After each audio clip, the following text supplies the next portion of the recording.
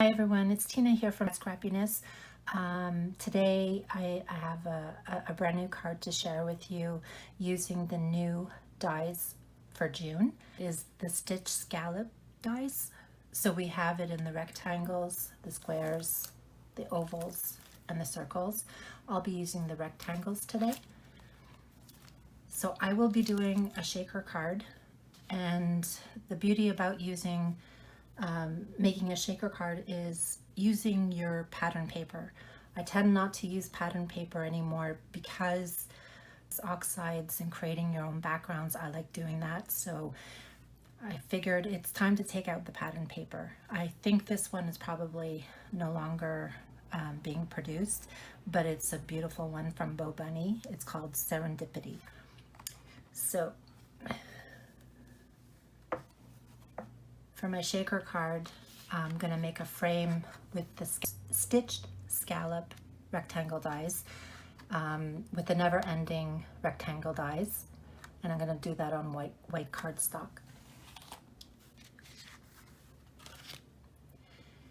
So for my background, I'm going to be using the double-stitched rectangle dies, the largest one. And I have to do this beforehand because I won't be able to do it afterwards. For the acetate, I'm using the Hero Arts. For my sentiment, I'll be using the Everyday Brushstrokes stamp set, Happy Birthday, and I'll be heat embossing that.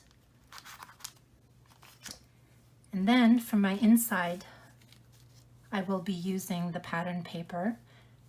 I already fussy cut out two birds in the house. The house was pink, and I didn't really like it's pretty, but I didn't like it for my card. So what I did is I used a gel pen in white. I colored it, and then afterwards I went in with a yellow marker and I changed the color to blend better with the card. And I will be die cutting it with one die bigger than my frame because you don't want to see it. And I'm going to be using the spring leaves. I really wanted to use it. I haven't had a chance to do it, so I figured let's make a card that's green and use up the sequins. They're so pretty. They have like leaf shapes, squares. We're going to get started. So the first step to create this card, we're going to have to create the card base. It's trimmed down to 8.5 by 5.5, and we're going to score it at 4.25. And then we're going to fold it in half and use the bone folder to secure that. I'm going to turn it over, and we have our card base. So I'm creating a frame using the Stitch Scallop rectangle dies along with the never-ending rectangle dies, and this will allow me to create a frame. So I've passed it through the die cut machine, and now I'm going to remove the frame. And this is going to cover my acetate border so that you don't see it. See how pretty that is? So for the next step, for the background, I die cut one size up from the actual frame, and then I die cut one even bigger for the acetate and the background, and you'll see why shortly.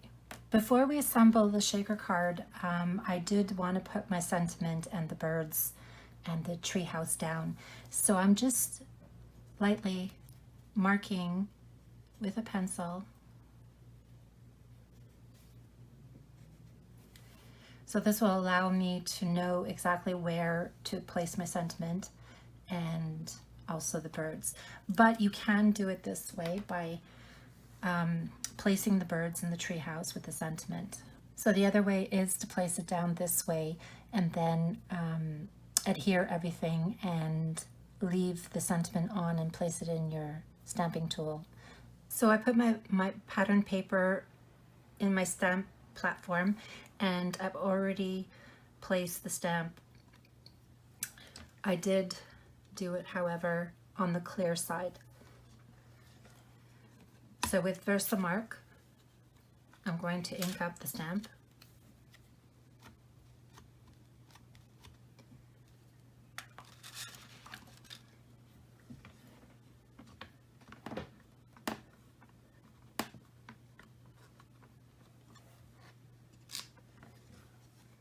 What I should have done first is use an anti-static powder tool, but it's okay. Whatever excess I have, I'll wipe away with the brush.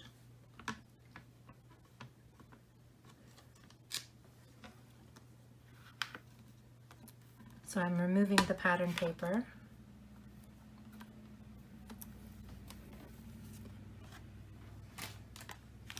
And I'm gonna sprinkle some black embossing powder.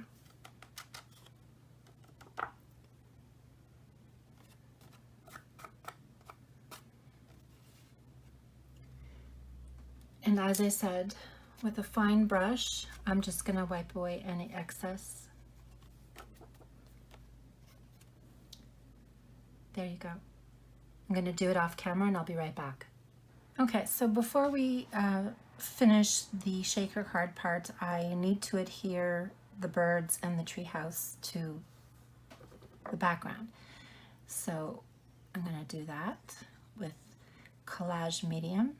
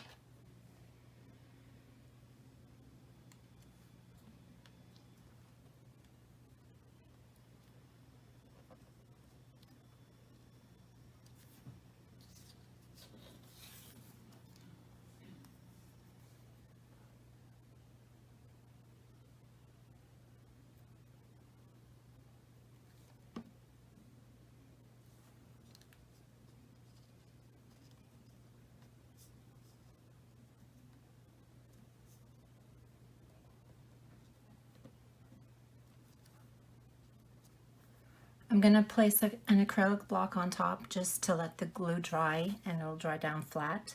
So I've placed double-sided adhesive tape to the background, and I'm removing the release sheet.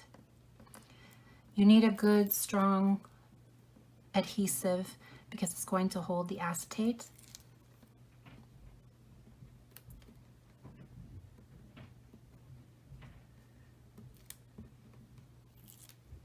Okay.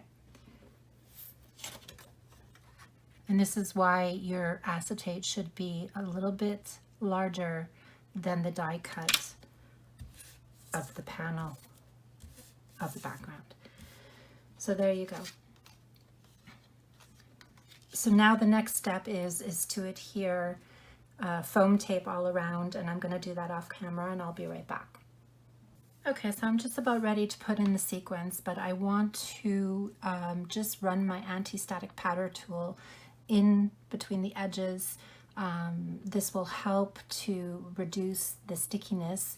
It won't take it away completely, but it will help a great deal.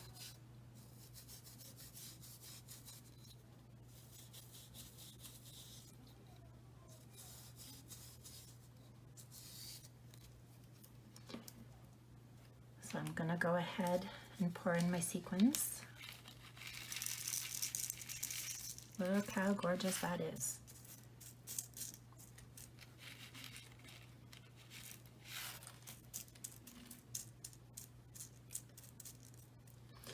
Okay, before I adhere the back side of the panel, I need to remove my pencil lines. So I'm going to gently remove them.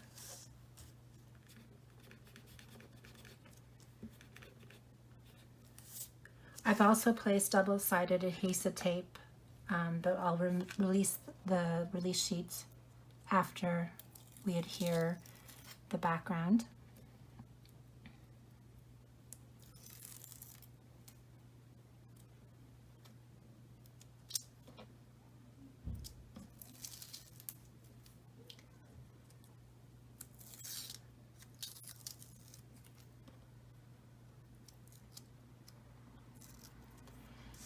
Okay, now you want to make sure that the right side is up, and I'm going to put on the panel.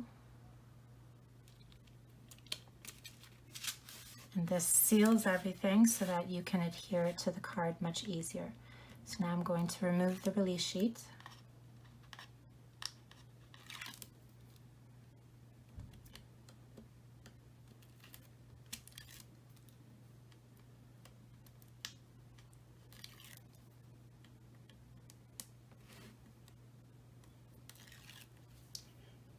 And I'm going to adhere it to the card base. Sorry guys, I'm standing up.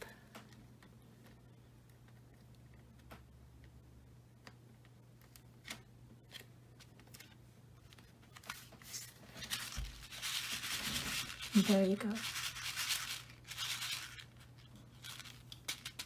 Okay, so now it's time to add on the little white frame that we did. So once again, I've put on some double-sided adhesive tape and I've removed it, and now it's time to put it on.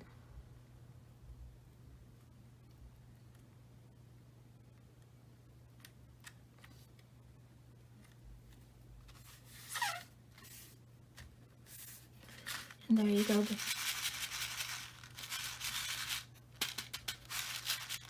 A fun shaker card. So all products can be found at Cat Scrappiness. To receive 10% off your order, use code TINA10 at checkout. I want to thank you for stopping by and have a wonderful day. Bye.